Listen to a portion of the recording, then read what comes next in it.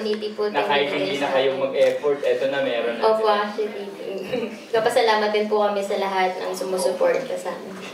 Yan, dun sa mga We Love OPM, ang dami rito di ba? Posible bang mag-reunite kayo in one video, yung mga grupo, O-Divas at saka syempre Tres Cantos, di ba?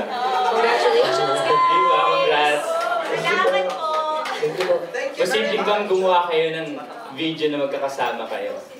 Siguro po, pwede po kasi yung ano namin po kasi gusto ko halimbawa kasi si Clarice po, hindi ko po siya nakakasama sa isang ano eh.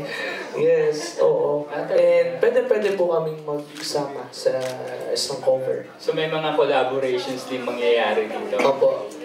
Bali po, di ba po naman, ang We Love OPM naman po is talagang boses ang bawat grupo. So ngayon po parang itong gagawin namin, parang mas maganda to kasi sariling cover po namin to. Kami po yung iisip ng style. Wow! Ayun, parang maraming na pwede natin sabi nila dito sa likod. Magandang idea yun Iba't ibang teams, tapos nagsama-sama sa isang video. Who knows? Maganda nga ang idea yan. Yung next question pa kay Miss Tess. Hindi, Miss Tess! Paano na po siyempre itong Tunog Star Magic? Ayan, paano nga At saka, paano ang concept and kung gaano ka yung pag-air niya? To answer that question, I'll give you the mic to Mr. EJ Hordar, Digital Manager for Star Magic. Magandang hapon po.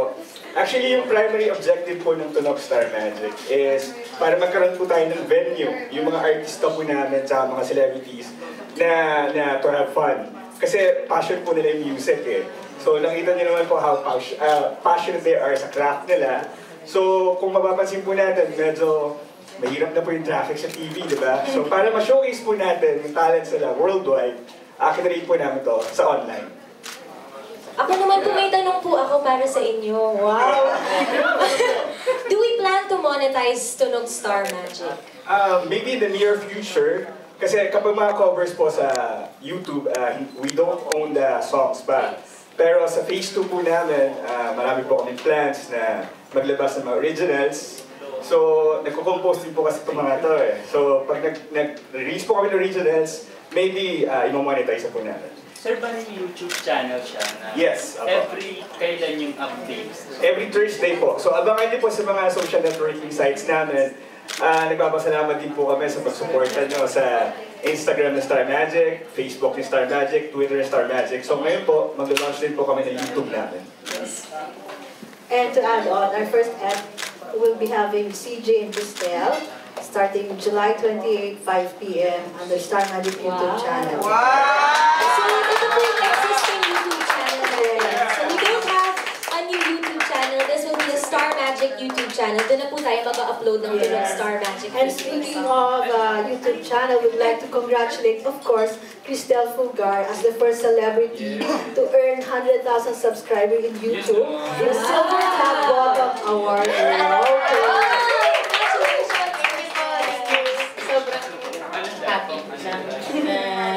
Hindi ko na-expect po yung mga ganong klaseng bagay na darating sa buhay ko. Ayan, okay. Meron pa po ba tayong ibang question? Rayma, do you have a question? Rayma, favorite sigadat ko. Congratulations guys. Pero yung question ko kay Loisa. Loisa, does it feel na part ka na ngayon ng Star Magic Singers? Yeah! Ibang tunog yan. And Maris. From Girlfriend? Sige Loisa. Siyempre po, happy po ako kasi mapapakita ko naman po yung side ko sa pagkanta. Hindi lang po sa pag-acting and sa pagsasayaw po sa showtime at sa ASAP. Yan po.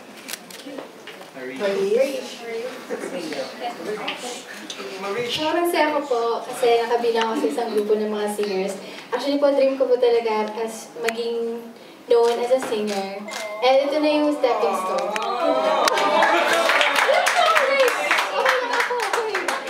Congratulations, guys. Magko-compose din po ng song si Maris, just so you know. Opo. Kaya nga maganda pong Tunog Star Magic kasi binibigyan po ng chance sa lahat ng mga singer-songwriters from Star Magic that are not given the chance to be on TV all the time. But YouTube and other social media sites are such a good way for us to share our talents. So, thankful po sa Tunog Star Magic. Okay, next question from Jude.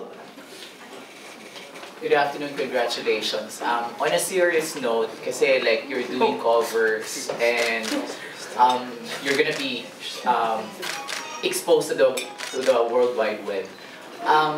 How do you exactly keep your ante or you better your best in singing? Gusto sumagot ng tanong na yan. Thank you so much for that wonderful question. Dito naman tayo sa side na to. Okay.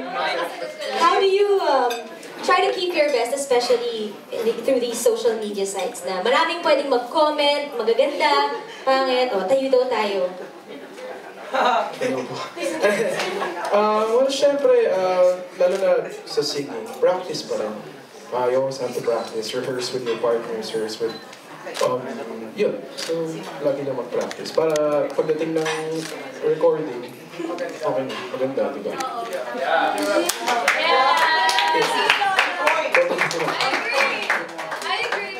Ayun, yun daw po. Keep on practicing. Does anybody else have another answer? Ilona, ikaw naman, how do you try to keep your best for all your fans? By practicing with what I do, especially because I'm known as a singer, diba? And not really a dancer, I mean, I try. With acting, yeah, I try with acting as well. But really, I'm known as a singer talaga, and all I really do is just practice and go singing lessons like Khalil said. Like me. Practice with Bailey. Yeah, I practice with Bailey. Yeah, because diba sa Himig Handog, Pag-ibig. Yes. You have to practice with the friends. You always have to have a buddy to practice with. See, I got Maurice, and I got Bailey, and Gray, and